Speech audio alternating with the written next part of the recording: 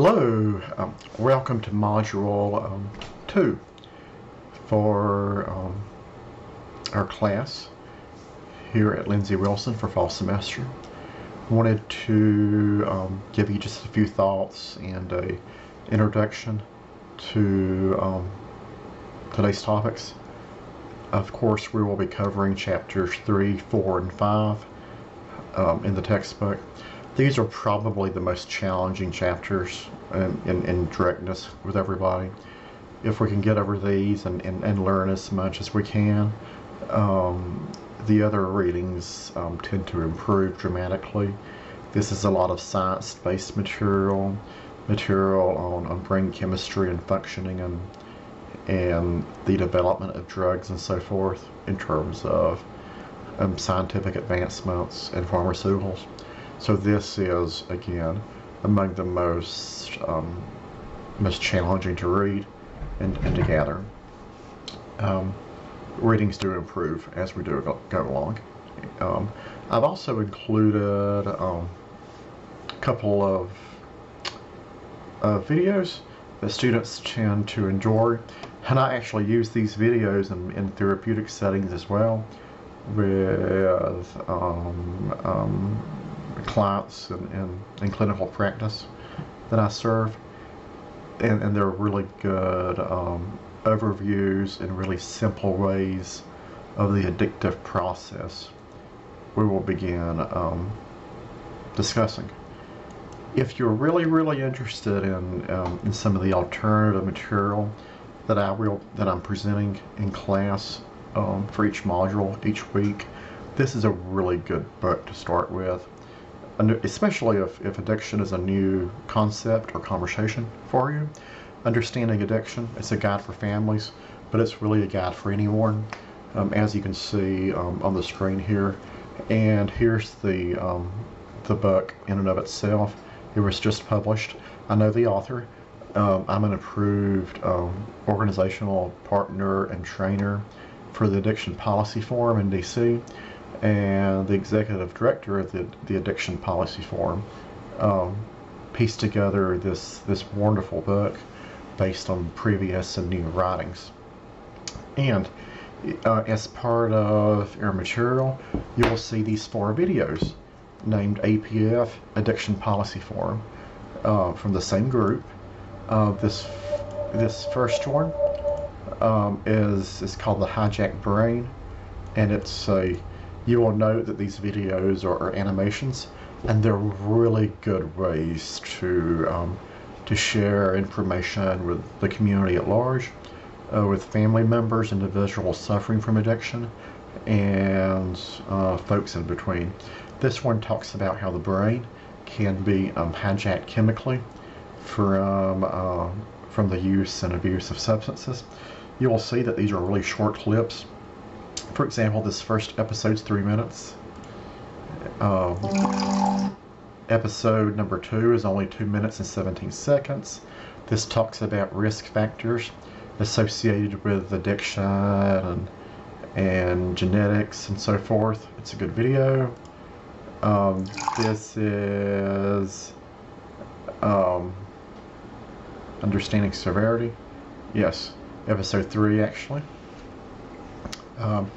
How individuals' severity or level of depth related to the addictive process and addiction and dependence can vary.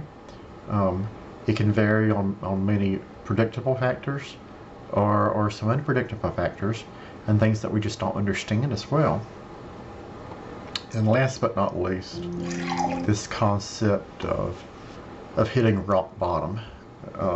This idea that folks just have to get to the lowest depths of despair to be ready for change, to embrace recovery. And that's actually how I was taught in the mid to late 90s, early 2000s, in actual practice with clients and in graduate school and so forth, where we're taught that everybody has to hit rock bottom, meaning have significant consequences and the effects of substance use on their lives. before those individuals could make a change. That's not necessarily true. I believe that myself once upon a time, but no longer do I believe that. Individuals have the capacity to change. The earlier we can help someone and encourage them to consider alternative routes to build their awareness about their current life circumstance and use patterns, the greater odds that we can make a positive impact on folks and that they can make positive decisions. This is simply said, just a wonderful video. There is a common thread in all the videos, or the majority of them, in terms of the shadow monster. You may talk with individuals who have used in the past, actively using, or who have found recovery, or maybe even yourselves. And you might be able to relate to this shadow monster, the big looming shadow in the background, especially during active use, that nudges us and pulls us and says that we're not capable and basically turns the world dark. If you remember in the Nugget video, in the last module, remember how the video was really in bright colors, was yellow in the very beginning, but near the end, the animations turned gray and darker and slower. That was what I'd like to call the invasion of the shadow monster as well. Let's see. Again, if we, my video will be posted right here in just a few moments. You can download your PowerPoint slides. Make sure to read chapters 3, 4, and 5. I've listed some additional resources here. Here's another resource that I've been exposed to the White Bison group for decades. I actually spent 2 weeks with White Bison many years ago as part of, again, my graduate studies, and learning how to connect with and leverage some of the teachings of indigenous populations, Native American teachings, and so forth. This is it was one of those life-changing experiences. Those 2 weeks were. If you again are really interested in reading materials and so forth, White Bison has a wonderful collection of material, especially let's see. There's this. Let's see. The website's changed. Let's go back. Hopefully it is still in print, although it may not be. It's a book of a variety, and it may be out of stock. I will try to show you the video, well, some videos, and the actual book in a couple of modules. Moving forward, we do have a couple of discussion boards. I'm asking folks to define addiction. Define addiction in terms of what the science says and the material says. But what do you think as well? One of the most interesting parts of this class, I believe, over the years, is an awareness that so many students their definition of addiction kind of morphs over time as we read material and have these discussions online. The definition tends to morph into a more nuanced conversation. We have another discussion forum, the Addiction Prevention Forum discussion boards. I'm asking everybody to pick out one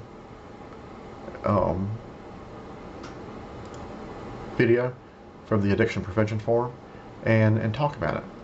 And let's see, we have a reflection paper, our first reflection paper. This is the 12-step meeting paper. I've given you detailed, well, I might have to check that link out. Detailed directions. It's worth 50 points. I've given you a purpose and some logistical items that folks need to know. Basically, I'm asking you to visit an open self-help meeting, AA, NA, or some other self-help meeting.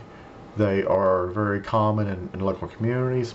Worst case, you can attend an online meeting. You can go to aa.org or na.org and find an open meeting online. And you can make sure to pick an open meeting, which means visitors are allowed and welcome. So I've given you some directions, especially for those of you who attend a face-to-face meeting.